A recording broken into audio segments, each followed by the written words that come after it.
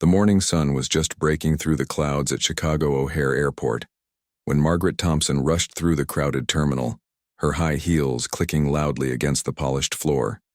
She was already 40 minutes late for her original flight to Miami, and the stress was written all over her face.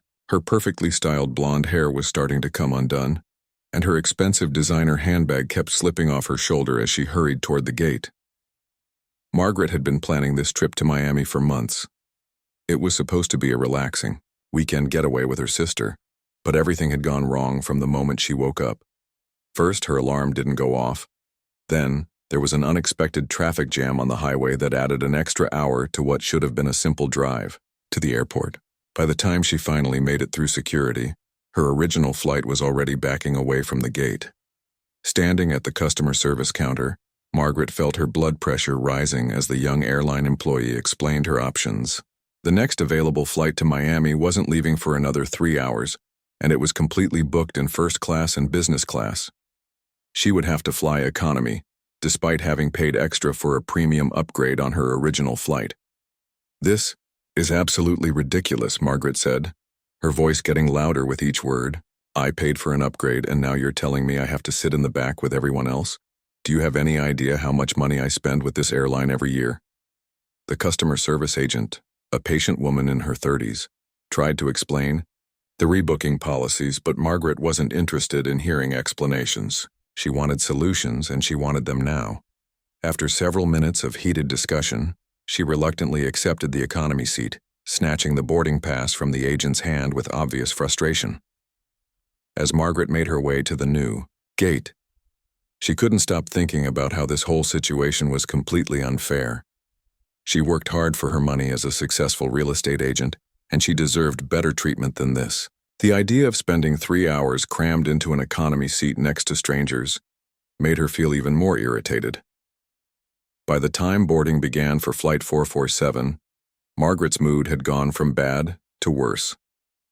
She watched as families with small children and elderly passengers boarded first, followed by passengers with disabilities. Then came the first class and business class passengers, walking past her with their priority boarding passes. Margaret stood in line with the economy passengers, feeling like she was being treated like a second-class citizen. When she finally stepped onto the plane, Margaret immediately felt claustrophobic. The economy section seemed smaller and more cramped than she remembered from years past. She found her assigned seat, 23B, sandwiched between a teenager with headphones and an older man who was already asleep. The seat felt tiny, and there seemed to be no legroom at all. As Margaret struggled to fit her carry-on bag into the overhead compartment, she noticed that the air conditioning wasn't working properly. The cabin felt stuffy and warm, adding to her growing list of complaints. She sat down heavily, bumping the teenager next to her, who gave her an annoyed look. "Excuse me," Margaret said loudly, not really apologizing but rather making it clear that she was displeased with the entire situation. She pulled out her phone and immediately began typing a strongly worded email to the airline's customer service department. Carlos Rodriguez was having a much better morning. The 28-year-old flight attendant had been working for the airline for 4 years now, and he genuinely enjoyed his job. Born in Venezuela but raised in Miami from the age of 10, Carlos spoke both English and Spanish fluently and took pride in providing excellent customer service to passengers from all backgrounds. As passengers continued boarding, Carlos made his usual rounds through the cabin, helping people with their luggage and answering questions about the flight. He had learned over the years that a little kindness and patience could go a long way toward making someone's travel experience more pleasant. "Good morning and welcome aboard," Carlos said cheerfully as he approached Margaret's row. "Is there anything I can help you with today?" Margaret looked up from her phone with an expression that could have frozen water. "Yes, actually there is," she said, her voice dripping with frustration. "I was supposed to be in business class, but your airline decided to cancel my original flight and stick me back here in economy. The air conditioning doesn't work, the seats are tiny, and frankly, this whole experience has been completely unacceptable." Carlos nodded sympathetically. He had dealt with upset passengers before, and he knew that sometimes people just needed someone to listen to their concerns. "I'm really sorry to hear about the trouble with your original flight," he said in his warm, slightly accented English. Flight cancellations and delays can be really frustrating. Let me see what I can do to make your flight more comfortable. But instead of appreciating his offer to help, Margaret seemed to become even more annoyed. Her eyes narrowed as she listened to Carlos speak, and something about his accent seemed to bother her. "Do you speak proper English?" she asked bluntly. "Because I need to talk to someone who can actually understand what I'm saying and do something about this situation." Carlos felt a familiar knot form in his stomach.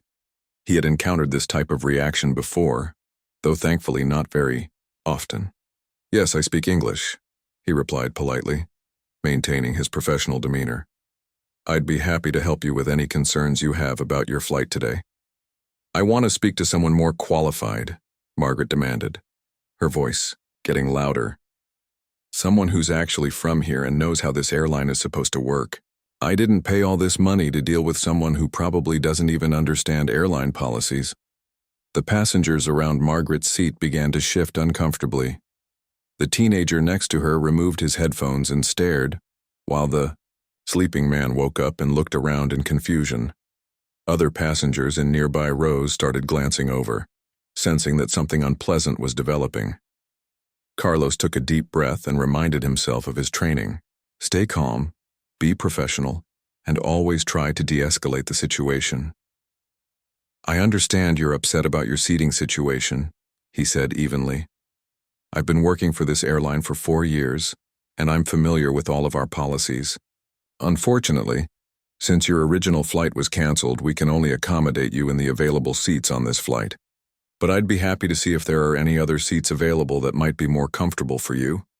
Margaret crossed her arms and glared at him. 4 years? That's it?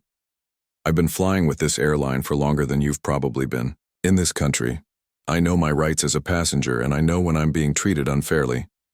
The words hung in the air like a dark cloud. Carlos felt his face flush slightly, but he maintained his composure. He had worked too hard to get where he was to let someone's ignorant comments derail his professionalism. "Let me check our seating chart and see what options we might have," he offered, pulling out his tablet to review the available seats. As Carlos worked on finding alternative seating options, Margaret continued to mutter under her breath about the poor service and her dissatisfaction with the airline. Other passengers were now openly staring, some looking sympathetic toward Carlos and others appearing uncomfortable with the growing tension. The flight was scheduled to take off in 20 minutes, and Carlos knew he needed to resolve this situation quickly. He found a couple of empty seats toward the back of the plane that might give Margaret more space, even though they were still in economy class. It wasn't perfect, but it was the best he could offer under the circumstances. Little did anyone know that this was just the beginning of what would become one of the most shocking incidents in the airline's history. 20 minutes after takeoff, Flight 447 was cruising smoothly at 30,000 feet. Most passengers had settled into their seats, reading books, watching movies on their phones, or trying to catch some sleep during the 3-hour journey to Miami. The captain had turned off the seatbelt sign, and the flight attendants were preparing to begin their beverage service. Carlos was pushing the drink cart down the aisle when he noticed Margaret waving her hand in the air like she was trying to flag down a taxi. Her face was red with frustration, and she looked even more agitated than she had during boarding. He finished serving drinks to the passengers in row 21, and then made his way over to her seat. "Yes, how can I help you?"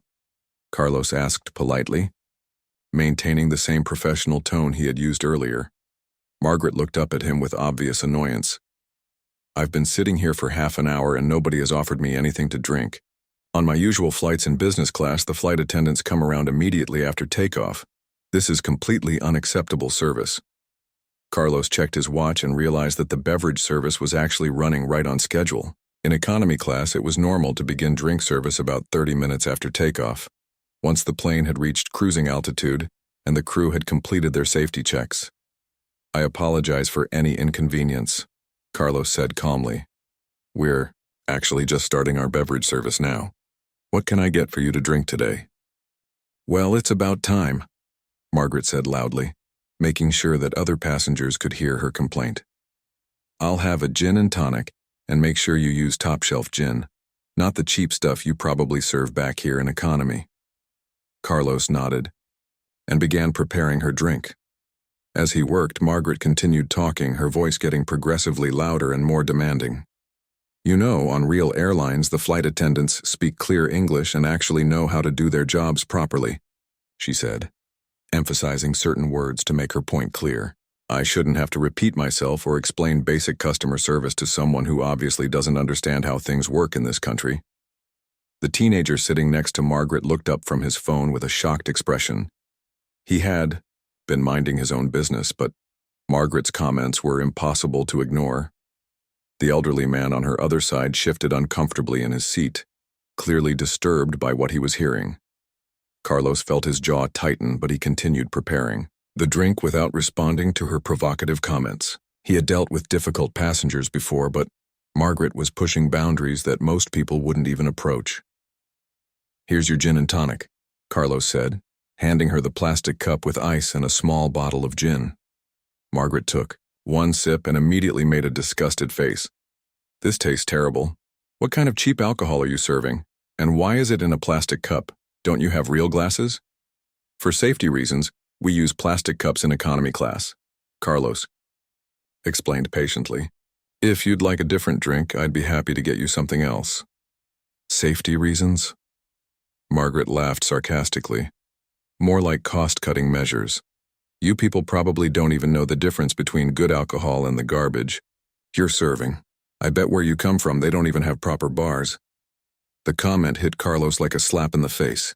The phrase "you people," combined with her assumption about his background, was clearly intended to be hurtful and demeaning. Several passengers in nearby seats had stopped their conversations and were now listening to the exchange with growing discomfort. Ma'am, I'd prefer if we could keep this conversation focused on how I can help make your flight more comfortable, Carlos said, his voice remaining steady despite his growing frustration. But Margaret was just getting started. The combination of her stressful morning, the cramped seating, and what she perceived as poor service had pushed her past any reasonable behavior. She stood up from her seat, blocking the narrow aisle and forcing Carlos to step back. Don't tell me what I can and can't say, she declared loudly. I paid for this ticket, which means I paid your salary. You work for me, and I have every right to express my dissatisfaction with the terrible service I'm receiving from someone who probably shouldn't even be working for an American airline. The entire section of the plane had gone quiet. Passengers who had been watching movies removed their headphones, and those who had been reading put down their books. Everyone was now focused on the confrontation happening in the middle of the cabin. Carlos could feel dozens of eyes watching him, waiting to see how he would respond to Margaret's increasingly inappropriate behavior. His training had taught him to de-escalate situations, but Margaret seemed determined to escalate things further. Ma'am, I understand you're frustrated, but I need to ask you to lower your voice and return to your seat, Carlos said firmly. You're disturbing other passengers, and I want to help resolve any concerns you have. Margaret's eyes flashed with anger. Disturbing other passengers? The only thing disturbing here is having to deal with someone who doesn't belong in this job. Why don't you go back to whatever country you came from and let real Americans do the work?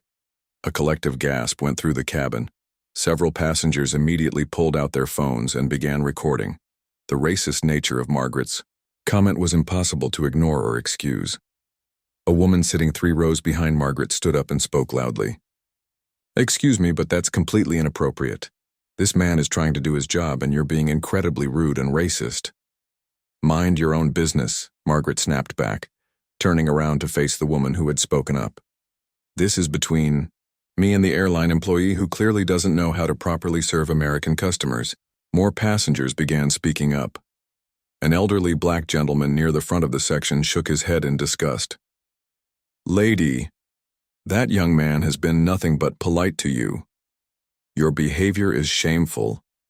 Margaret whirled around to face him. Oh, so now everyone's an expert on customer service?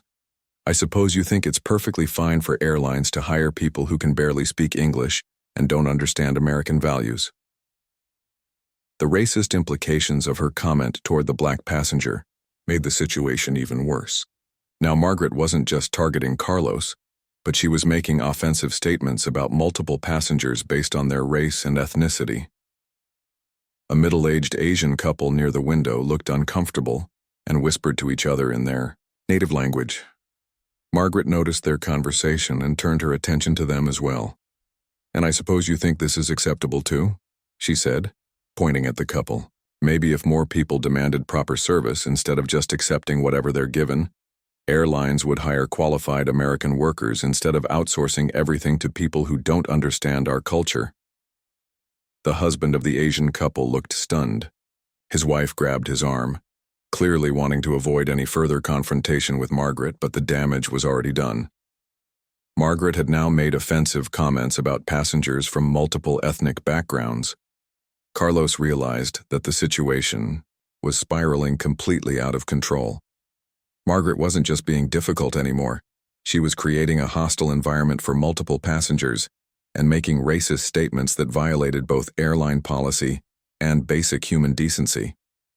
"Ma'am, I need to inform you that the airline has a zero-tolerance policy for discriminatory language and behavior," Carlos said, his voice now carrying a more serious tone. "If you continue making these types of comments, the captain will need to be notified and we may have to consider making an unscheduled landing." Margaret's face turned bright red with rage.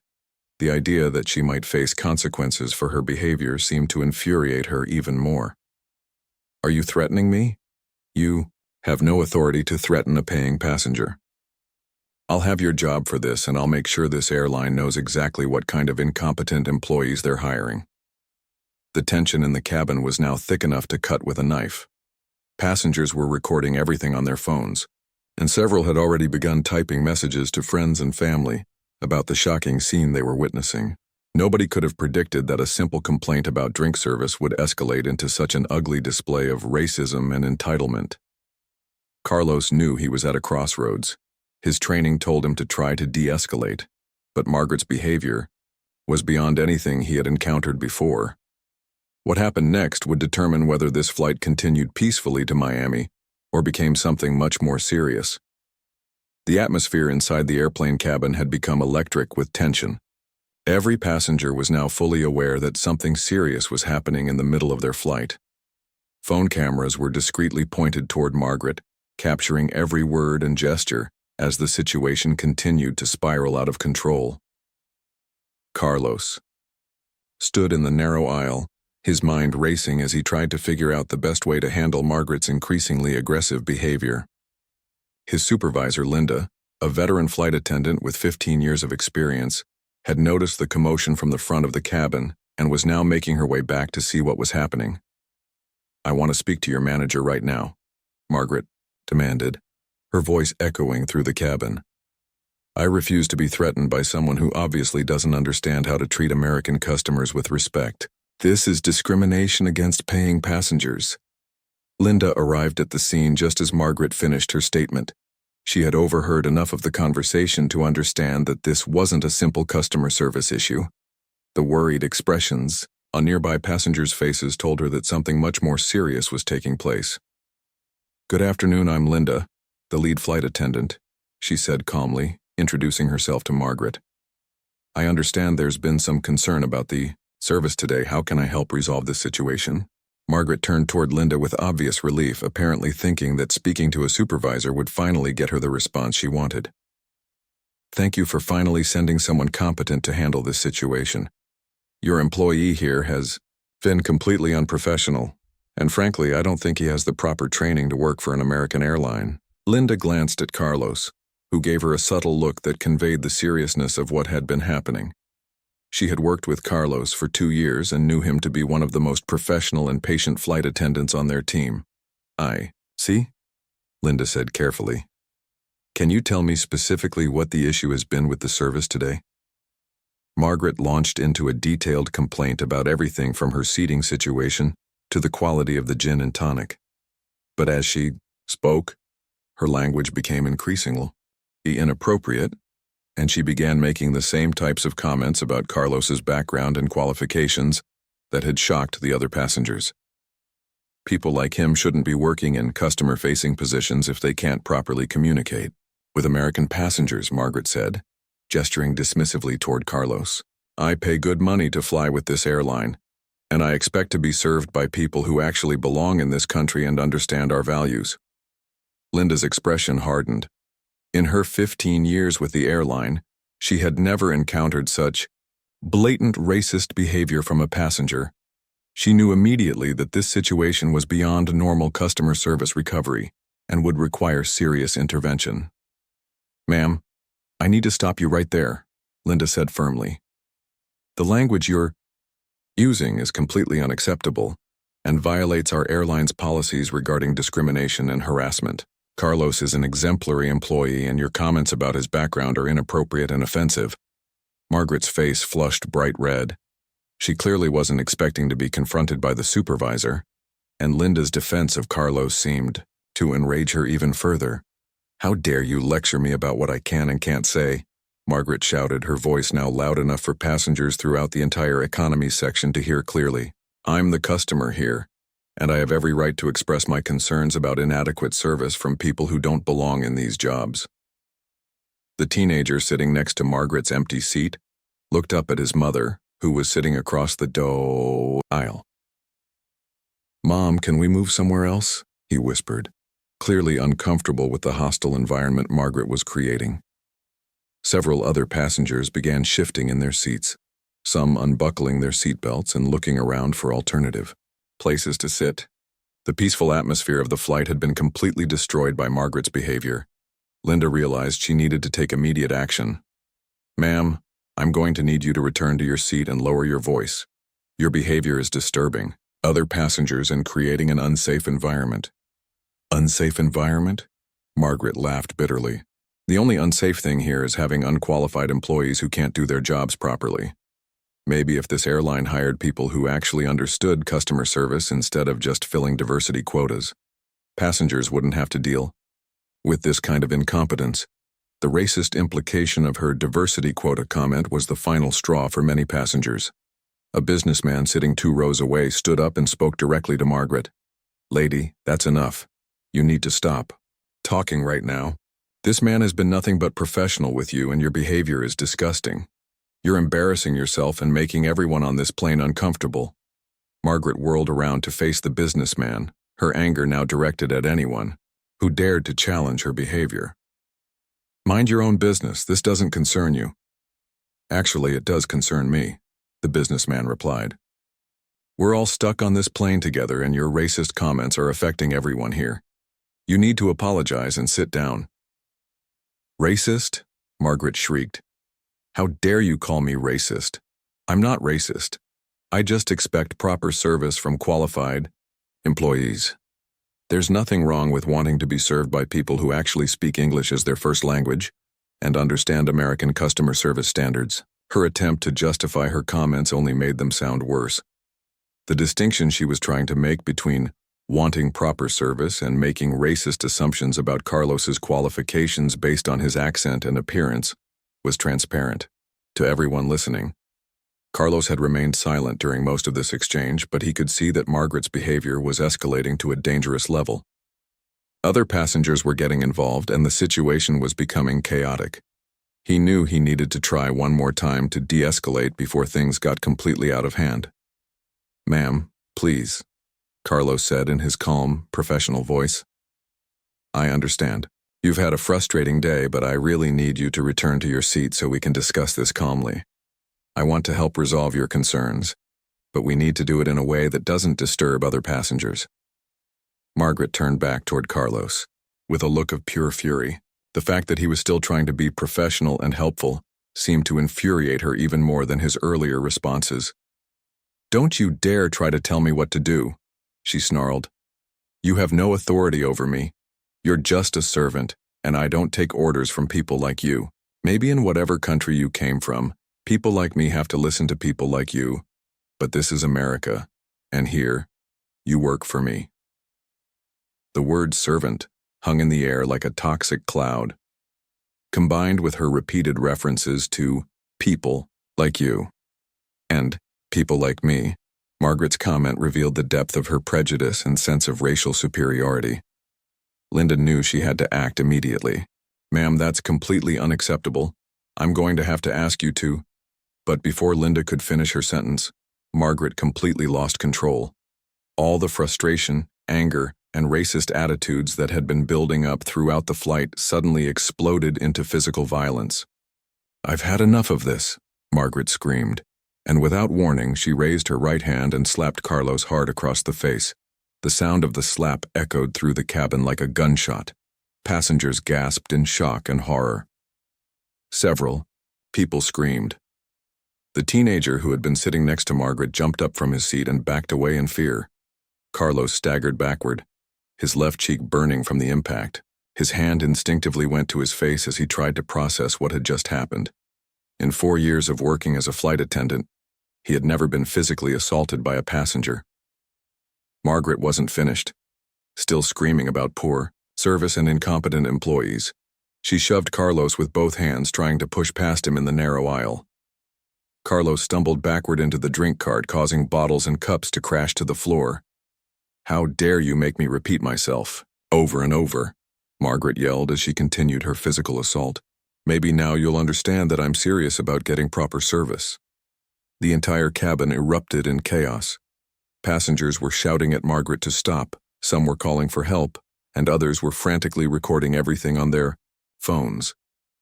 Several male passengers began moving toward the altercation, ready to physically intervene if Margaret continued her attack. Linda immediately pressed the call button to alert the cockpit about the emergency situation. She knew that a physical assault on a crew member was a federal crime, and that the captain would need to make some very serious decisions about how to handle this unprecedented situation.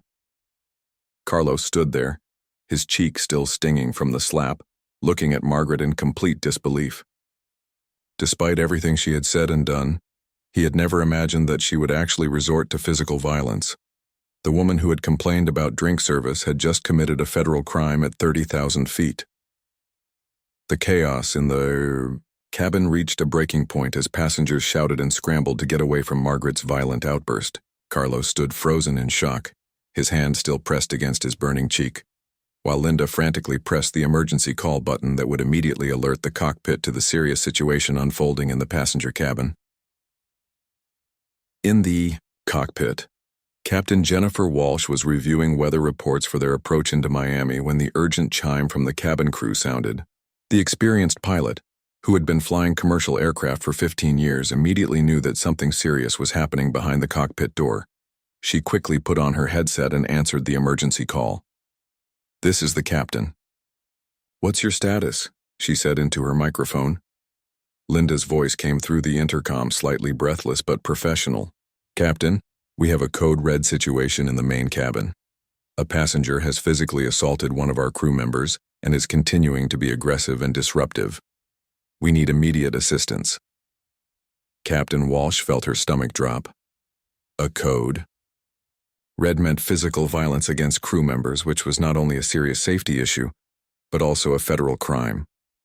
She glanced at her co-pilot, David, who had overheard the conversation and was already reaching for the flight manual to review emergency procedures. "Copy that. Is anyone injured? Do we have the situation contained?" Captain Walsh asked. "Carlos was slapped and pushed, but he's not seriously hurt," Linda responded. "The passenger is still being aggressive and other passengers are getting involved. We're trying to contain the situation, but she's refusing to cooperate and continues making threats." Captain Walsh made a quick decision that would affect everyone on board. "Understood. I'm going to contact air traffic control about an emergency landing. Keep me updated on the situation and do whatever you need to do to ensure crew and passenger safety." She immediately switched to the air traffic control frequency. "Atlanta Center, this is United Flight 447. We have an emergency situation on board involving passenger assault on crew members. Requesting immediate vectors to the nearest suitable airport for emergency landing." The air traffic controller's voice came back immediately. "All business. Flight 447, understand you have an emergency on board. Nearest suitable airport is Atlanta Hartsfield. Are you declaring an emergency?" "Affirmative, Atlanta Center. Flight 447 declaring emergency. Requesting priority handling and law enforcement to meet the aircraft upon landing." Back in the cabin, the situation continued to deteriorate. Margaret seemed completely unaware that Her actions had just triggered a federal emergency response. She was still standing in the aisle, blocking other passengers and continuing to rant about the poor service she had received.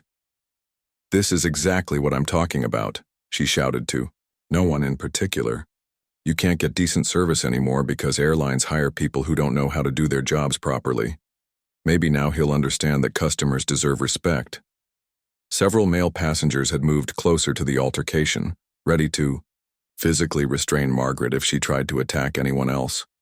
A businessman who had spoken up earlier was now standing just a few feet away, his phone recording everything that was happening. "Lady, you just assaulted a flight attendant," he said firmly. "That's a federal crime. You need to sit down and be quiet before you make this even worse for yourself." Margaret turned toward him with the same rage she had directed at Carlos. "Federal crime? Don't be ridiculous. I barely touched him.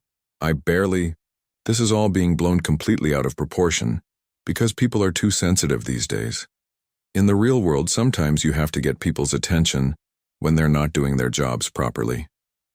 Her complete lack of awareness about the seriousness of her actions shocked everyone within earshot. She genuinely seemed to believe that slapping a flight attendant was an acceptable response to poor customer service. Linda was trying to manage multiple crises at once. She needed to check on Carlos, contain Margaret's disruptive behavior, calm the other passengers, and coordinate with the cockpit about the emergency landing. She called over 2 other flight attendants to help manage the situation. "We need to get her away from other passengers," Linda whispered to her colleagues. "Can we move her to the back of the plane where she'll have less opportunity to disturb everyone else?" But when they approached Margaret about changing seats, she became even more belligerent. "I'm not moving anywhere. I paid for this seat and I'm staying right here. You people have already ruined my entire trip with your incompetence, and now you want to make it even worse by forcing me to sit in the back of the plane like some kind of criminal." Carlos, meanwhile, was trying to process what had just happened to him. The physical pain from the slap was already fading, but the emotional impact was much deeper. He had always taken pride in his ability to handle difficult passengers with patience and professionalism, but nothing in his training had prepared him for being physically attacked. Other passengers began approaching Carlos to offer support and check if he was okay. An elderly woman reached out and gently touched his arm. "Are you hurt, honey? That woman is completely out of line. You've been nothing but polite and professional this entire time." A businessman handed Carlos his business card. "I recorded everything that happened. If you need witnesses for any legal proceedings, I'll be happy to testify about what I saw. Her behavior was absolutely unacceptable." Similar offers of support came from passengers throughout the cabin. Many had recorded the incident on their phones and were eager to provide evidence of Margaret's racist comments and violent behavior. The unity among the passengers in supporting Carlos and condemning Margaret's actions was remarkable. The teenager, who had been sitting next to Margaret, approached Carlos nervously. "I'm really sorry about what happened," he said quietly. "I heard everything she said to you and it was really awful. She was being racist and mean from the moment she sat down." Captain Walsh's voice came over the intercom, addressing all passengers, with the calm authority that comes from years of experience handling emergency situations. "Ladies and gentlemen, this is your captain speaking. Due to a serious incident on board, we will be making an unscheduled landing at Atlanta Hartsfield International Airport. We are currently beginning our descent and expect to be on the ground in approximately 25 minutes. Please return to your seats and fasten your seatbelts. Flight attendants, please prepare the cabin for landing." The announcement sent a ripple of murmurs through the cabin. Passengers who hadn't been close enough to witness the altercation firsthand suddenly realized that something significant had happened. Many began asking their fellow passengers what was going on, and word of Margaret's assault on Carlos quickly spread throughout the plane. Margaret's reaction to the captain's announcement was predictably self-centered. "This is ridiculous," she announced loudly. "They're delaying everyone's travel plans because one employee can't handle a simple customer complaint. This airline is going to hear from my lawyer about this entire situation."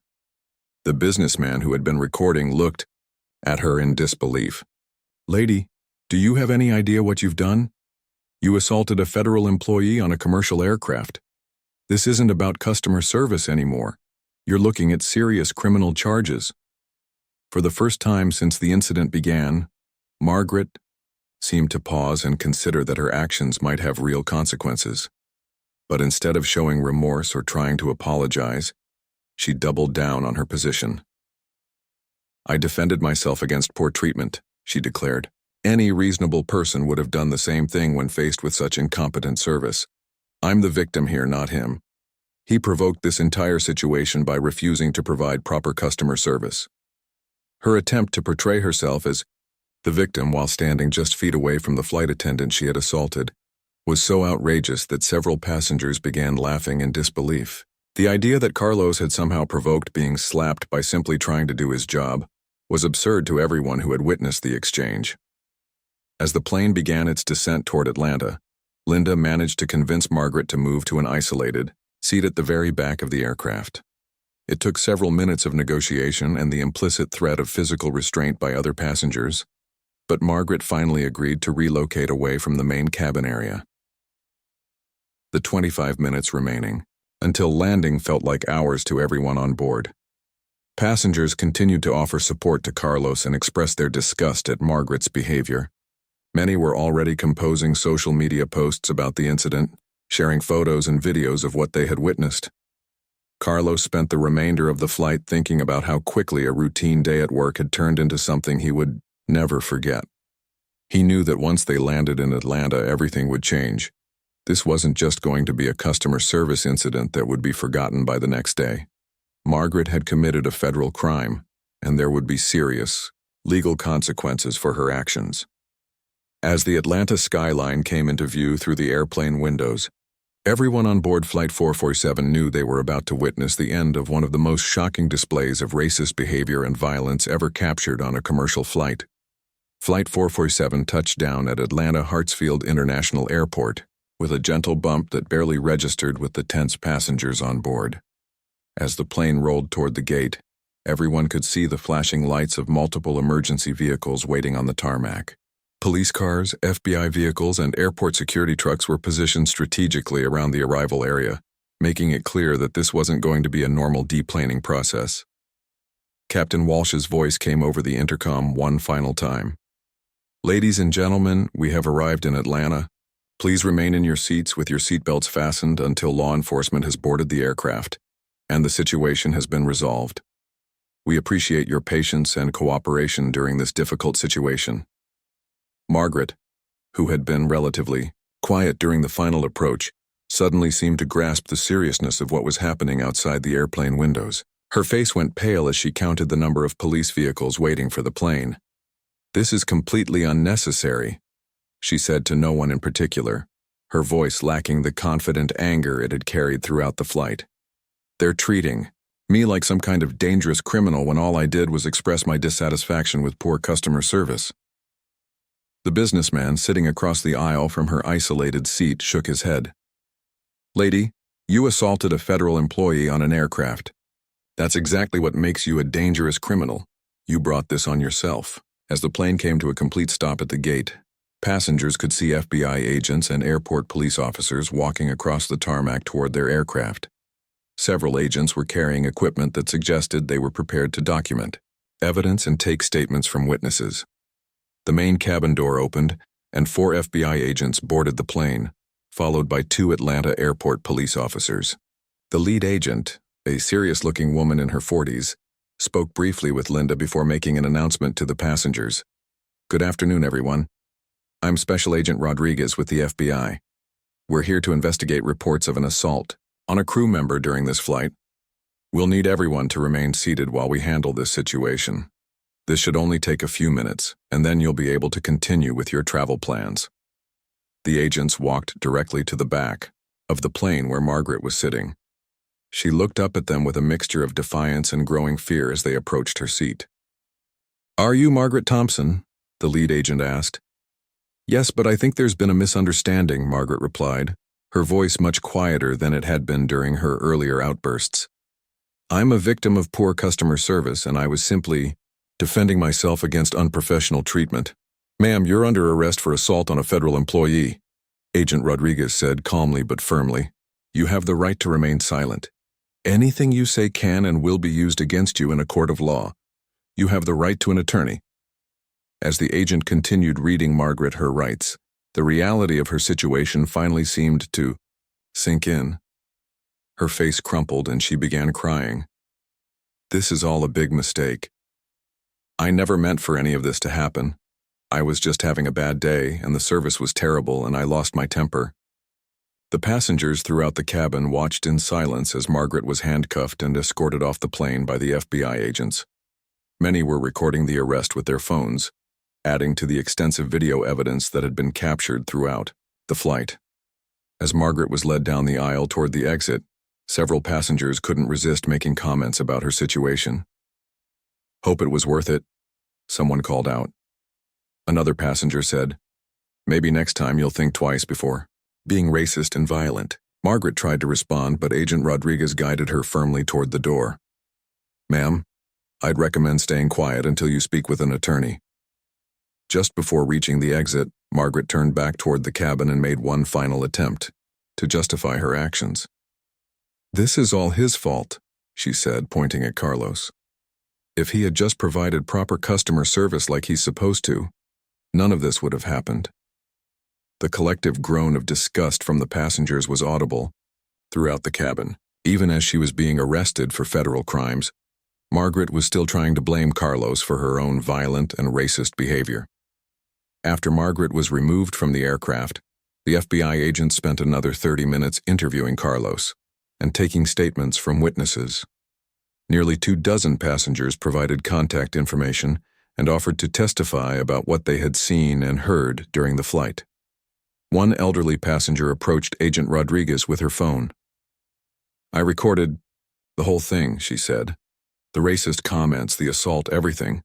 I want to make sure this is all documented properly." The businessman who had confronted Margaret during the flight handed over his business card to the FBI agent.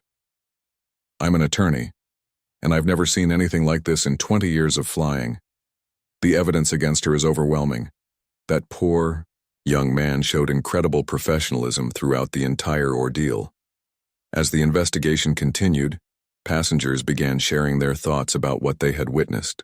Many expressed admiration for how Carlos had handled the situation, maintaining his composure and professionalism, even while being subjected to racist abuse and physical assault.